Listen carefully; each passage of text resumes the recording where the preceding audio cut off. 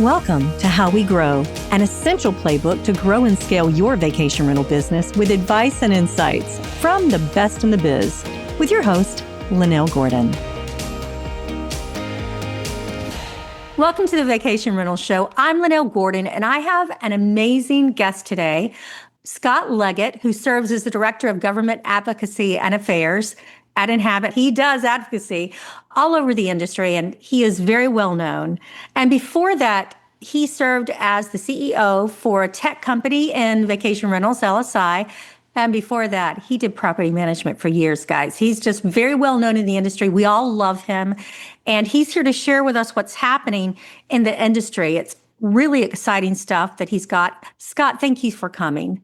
Oh, thank you, Lynell. It's a pleasure always to talk with you and talk about the industry. I remain as enthused about it as I did when I first started in it. I think the road ahead is very bright for short-term rentals. We're really excited to hear about the things happening in merchant of record, because I think that benefits property managers as well. So tell me what's happening there. Yeah, so merchant of record is a category of law that governs transactions. So oftentimes when things are booked through an OTA, Airbnb, or one of those larger platforms, booking.com, they become the merchant of record. In other words, the transaction is owned by them. The client is theirs. It's not the property manager.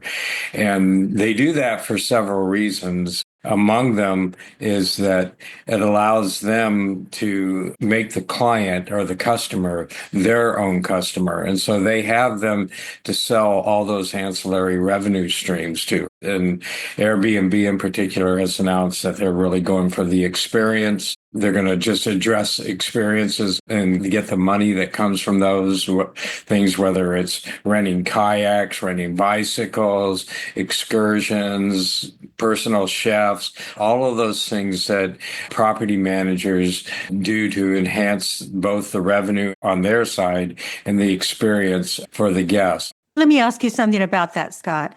So when you do those ancillary types of things, how much of the revenue goes to the property manager for those types of things normally? A significant part. If you take travel insurance, for instance, the commissions on those range anywhere from 25 to 40% of the transaction. And there's not many things out there that you can get the margins like that on.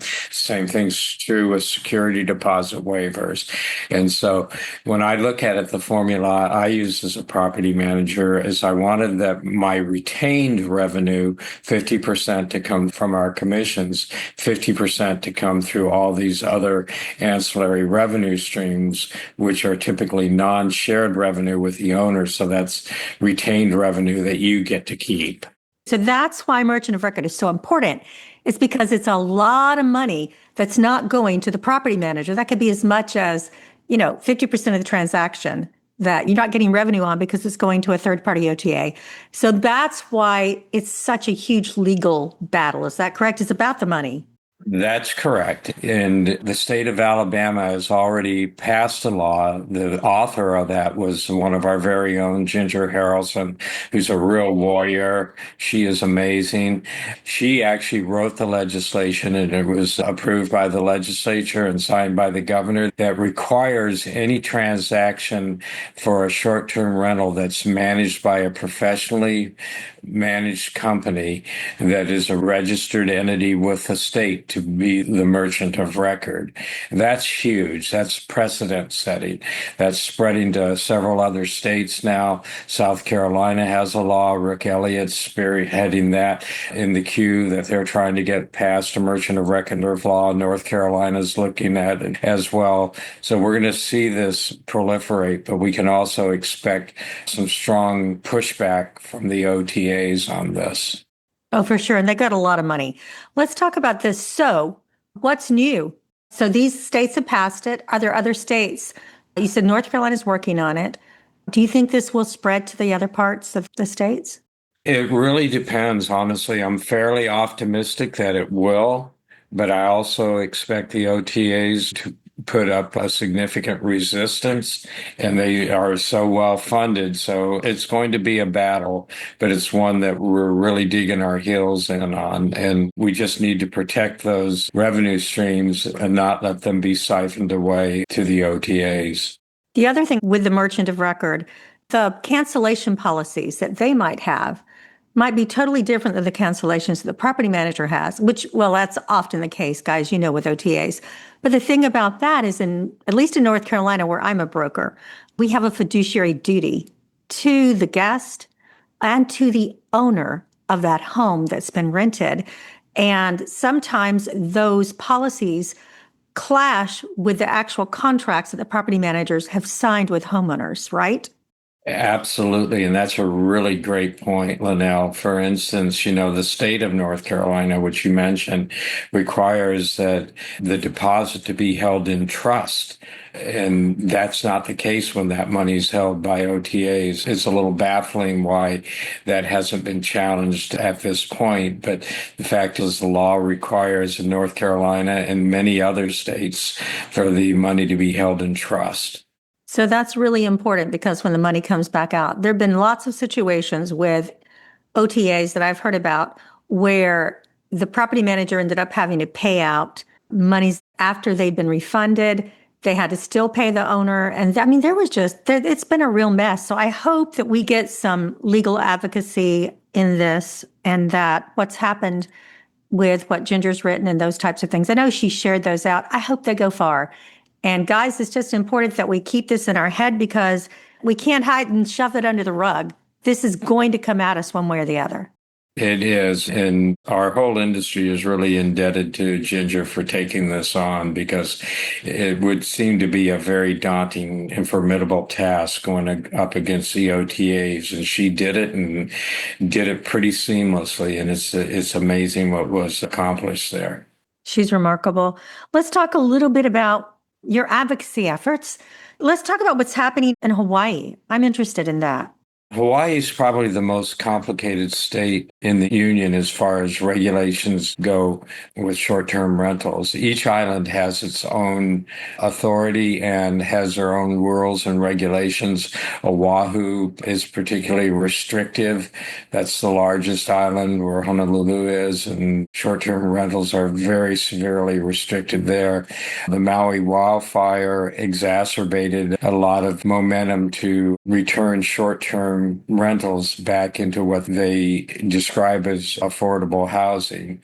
The problem with that is that the short-term rentals that they're pointing at really don't qualify as short-term rentals. And the owners of those properties bought them for personal use as well as putting them into a short-term rental program to help to pay for the mortgage and the other costs associated with it.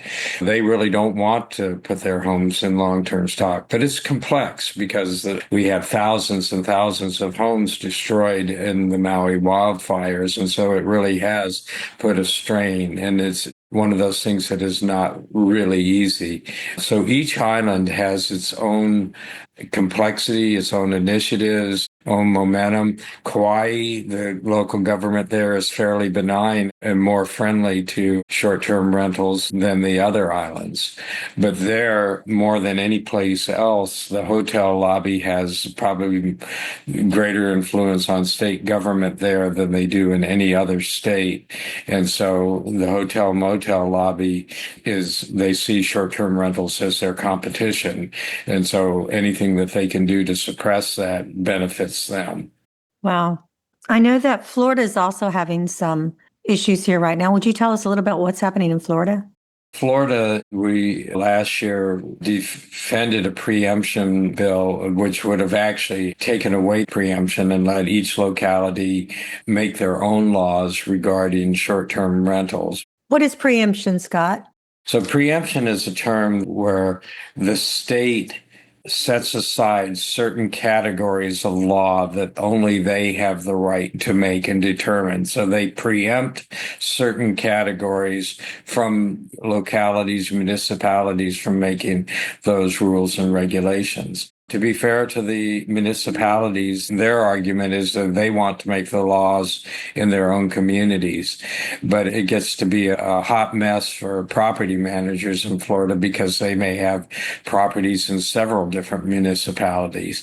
And, you have one set of regulations for one area in one jurisdiction and another for that. So keeping things under the state umbrella does simplify things and, quite honestly, bring some normalcy to how the transactions are done. And last year we protected preemption, mostly done by the work of Tiffany Edwards and Florida PAC and Favor with Dennis Hanks and his group there protected that. But the author of that bill announced her intention to reintroduce it. And it was passed in both the House and Senate last year, but it was only through the veto of Governor DeSantis that the bill was defeated. Well, it sounds like there's still a lot of work to do there.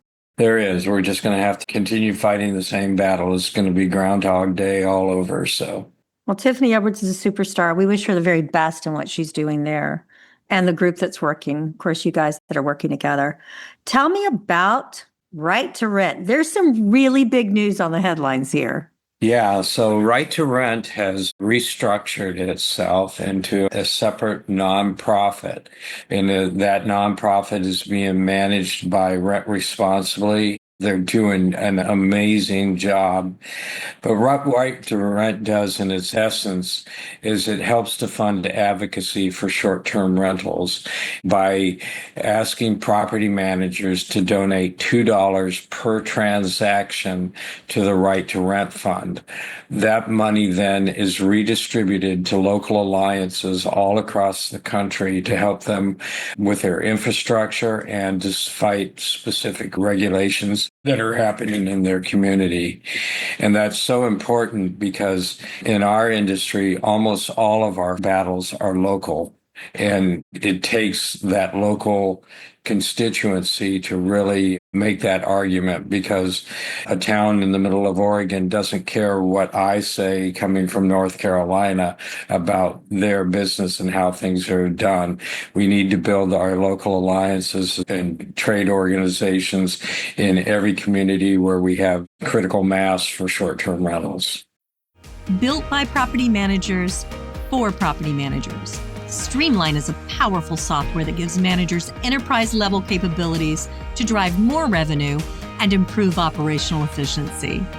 Migrating to Streamline allows property managers to gain functionality while reducing the need for multiple vendors, improving flow by logging into a single system and reducing redundant technology costs. With Streamline, property managers achieve revenue lifts by leveraging our fully fledged communication center, reservations quoting system, revenue management tools, homeowner acquisition CRM, and powerful direct OTA connections. Streamline also has industry-leading trust accounting and report capabilities to give you clarity in an overall company performance. Learn more about Streamline Vacation Rental Software at streamlinevrs.com. One of the things I want to point out here is that, Scott, it was your idea several years ago to give $1 for each property manager to give $1 for advocacy so that we could actually fund helping each other with short-term rentals. And I just want to give you kudos for that. I don't know how many people know that, but you've been behind the scenes for so many different ideas that have just blossomed in the industry. And this is one of them. Let's talk about why it's so important to each property manager. Number one, they have made it at Right to Rent so easy to be a part of it. There's now like an API access through your property management software that just will automatically do this. You don't even have to think about it. Number two, when you need something, guys, in your areas as property managers and you see this legislation or things that are coming to harm short-term rentals, you apply for a grant. This is a 501c6, so it's nonprofit. And I think it's just fabulous that you've made it easy, number one, to fund the advocacy. That's been such a big deal. I mean, Tiffany, all the fundraisers, everything that you've done with Verma, Scott, this organization now is on its own organization and it can move quickly. The thing about having it in the Right to Rent the way you've got it is that it makes it like any entrepreneur knows in their business that they have to move and move quickly in different areas to capture revenue. And this is exactly what you guys have done. And I am overwhelmed with what this can do for the industry. So I look forward to the next 3 years to see what happens. Yeah, well, Lynell, you give me too much credit. There are a lot of people that have really worked on this, and the board of directors at Rent Responsibly, Julie Marks, Margot Schmornick, Amber Knight. Amber, brilliant Amber. I mean, all of them have poured their hearts into this and dedicated a significant amount of time. And it goes really back to the old adage, if you want to get something done, ask the busiest person you know, because these people already had full plates and they've taken this on. And just in the first 2 weeks of announcing this new relaunch, we raised almost $200,000. So kudos to them. Yeah, kudos to everyone that's worked on this. It is really remarkable what has happened with this. It is a really important part of short-term vacation rentals. And I hope that it's well recognized there. Talk to me for just a minute about VRMA. How do things look with VRMA?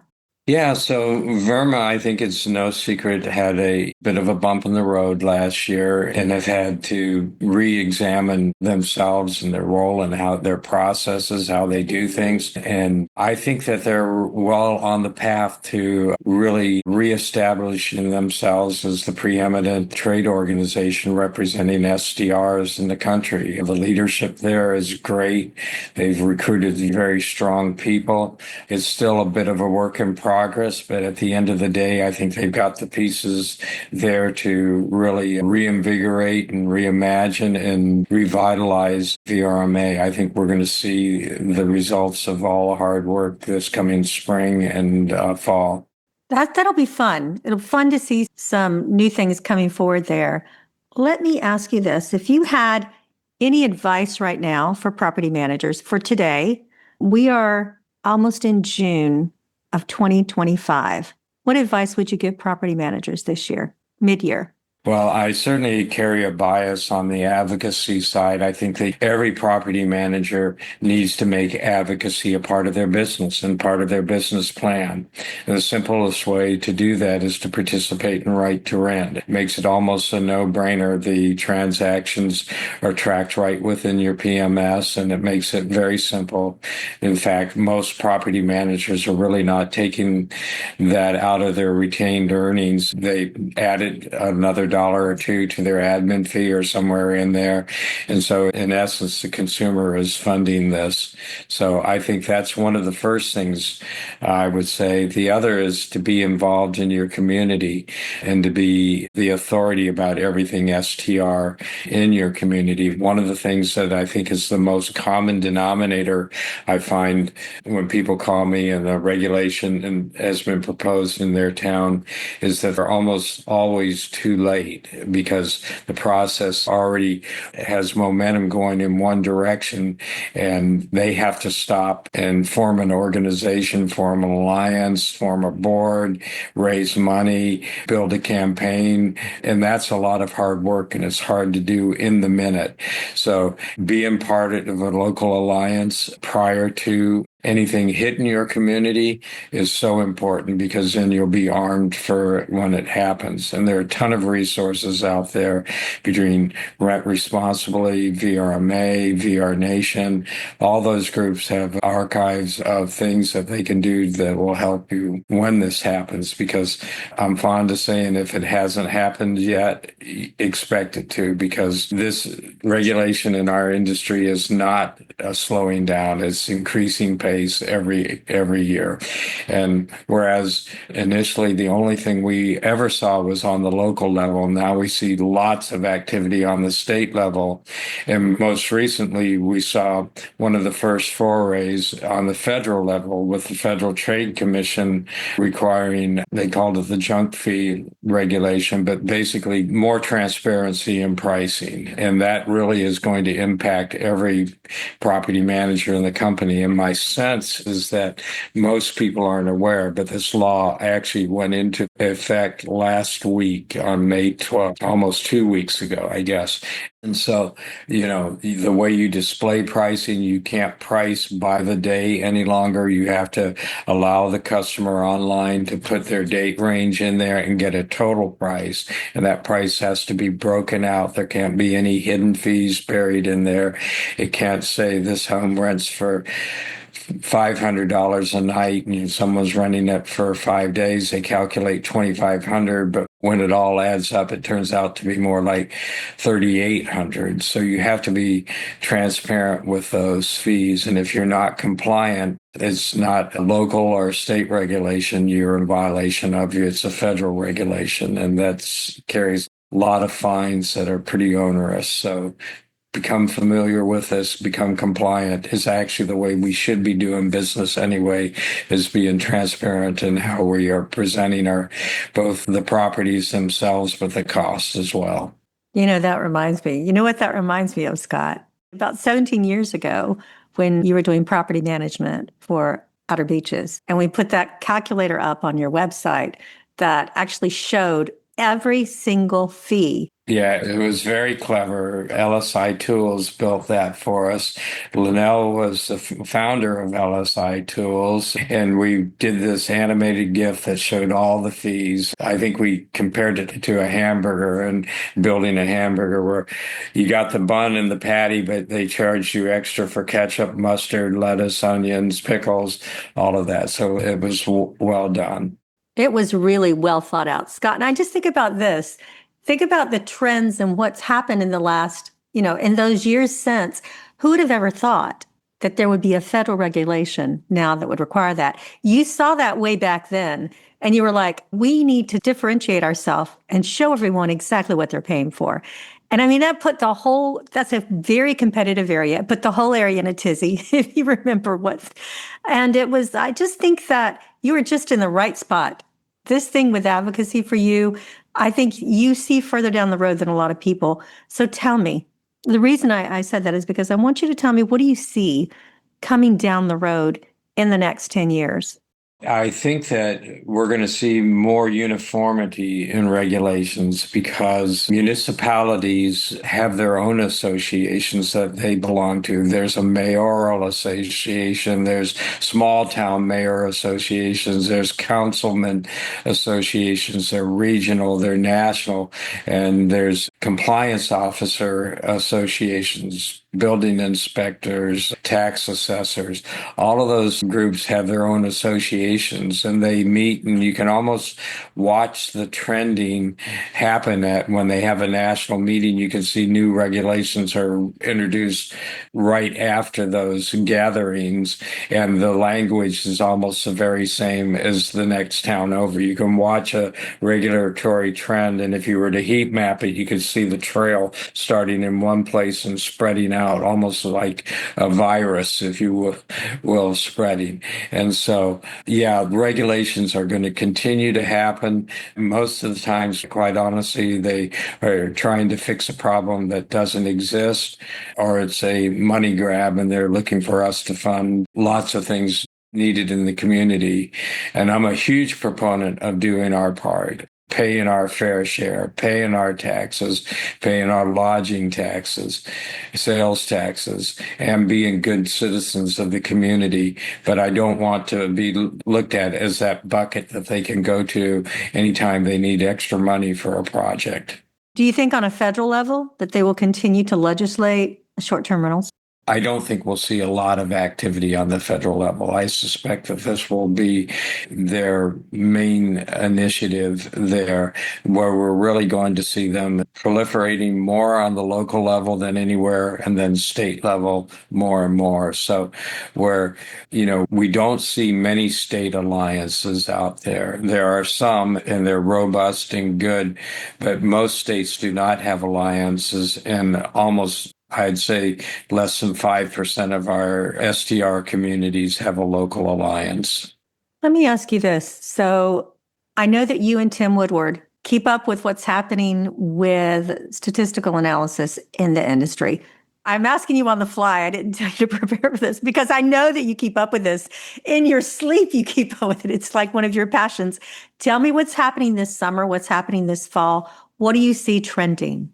Yeah, so what we're looking at shows slightly down on bookings, but revenue holding pretty steady generally. There are a lot of potential black swans out there. Certainly, some areas are impacted, like the tariffs on Canada and the boycott by Canadian citizens. There are some markets where Canadians are particularly fond of: Florida, Hawaii, the Outer Banks, particularly in the shoulder seasons there. The Canadians have been a big boon to those economies and lengthen their seasons. And I was just in Hawaii, spoke to several groups there, and they've seen a huge decline in their Canadian visitation. So it's hard to project what some of those things may do if we, some people say we're teetering on the brink of a recession. If that happens, then we're going to go back to 2008, where we struggled and took us a few years to pull out of that. And we're going to have to be creative. But I think we've got some very smart people in this industry and some almost think tank-like groups that will give us good guidance should that occur. But this year probably is less predictable than any because there's factors out there that we haven't seen in the past. And it seems like we're also having more and more natural disaster type events that impact communities, especially last year in Florida and the mountains of North Carolina, the year before in Maui, and wildfires in California and in other parts of the country. All of these things really are the black swan kind of events that can impact. But generally speaking, the consumers still want their vacation. They still show a strong preference for short-term rentals over hotels when that's an option for them. So I think we'll continue to hold steady this year. I don't see any significant increase, and we're going to have to hold the line against the decline. I wonder how we're doing. I haven't looked at this myself, so that's the reason I'm actually asking. Tell me about return. Our return rates, especially on the North Carolina coast, are quite high, much higher than other places. What do we see happening there? Or will we not know until July or August? Yeah, I don't know that we can say what's happening this year, but what we have noticed in the pattern is that people who have stayed in short-term rentals continue to use that as their preferred option for a vacation or stay. But we also see them less loyal to one location. In other words, they want to experience new and different things. And a lot of it is age-related. As their children get older, they may want to be near Disney one year, but another year they want to be hiking the mountains in Colorado. I think that there's more of a trend toward variety than we've seen in the past. Instead of just checking the box, we're going to the Outer Banks this year, and that's where we'll be next year. Is there anything else you want to tell property managers? Yeah, the last thing I'd like to say is really take a look at right to rent. It is really, truly the most novel thing and the opportunity that we have to put up a reasonable fight when it occurs. It will put money in the hands of local alliances. They're the frontline soldiers when these things occur.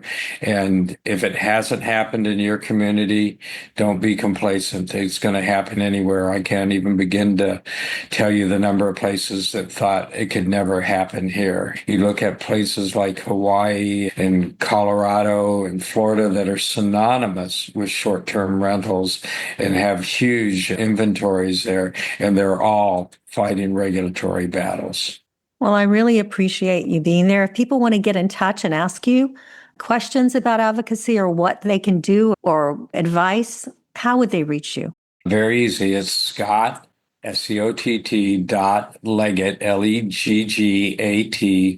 at Inhabit, INHABIT.com. And I respond to all of my emails. I try to do it in a timely way. And if I can't help you personally, I think I can probably direct you to the best resources out there. Well, I just want to say thanks to you and thanks to all of your team and everyone out there that's really working hard to protect short-term rentals. I think that there's groundbreaking work that's been done. in the last couple of years. And please know that we are appreciative as short-term vacation rental managers for all of your hard work. And thanks for being with me today, Scott. Thank you, Lynell. It's always a pleasure. You're a wonderful interviewer, and I always enjoy a conversation with you. It's a lot of fun. This episode of How We Grow is brought to you by Streamline. To find out more about how Streamline can help grow your vacation rental business, visit streamlinevrs.com. Make sure to search for How We Grow in Apple Podcasts, Spotify, and Google Podcasts, or anywhere else podcasts are found, and hit subscribe so you never miss an episode. On behalf of the team here at Inhabit, thanks for listening.